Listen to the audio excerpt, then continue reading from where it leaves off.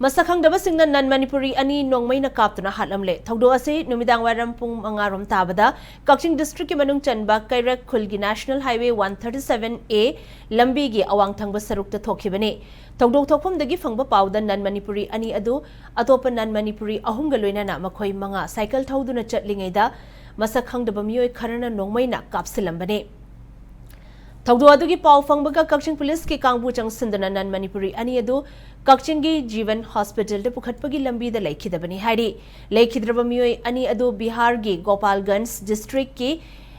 Yadhavpur di police station konba Rajawahi village tagi Sunalal Kumar chahi taranipan apokpa Virendra Kumar amasung Dashrath Kumar chahi tarataret apokpa Mohan Sani ne Laikhidraba mioi ani aduga chatminakiba atopa Non-Manipuri ahum adudi aso apan amata yahodre hairi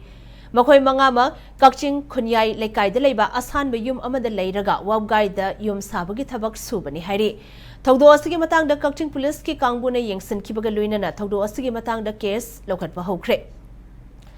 Madugi mathakta chingnaba mioi singphanaba police na thiba humbagi thabak chathakre Amaramda thogdok thokpham dagi kapthorakpa 9mm pistol gi tokning khara taramkhi hairi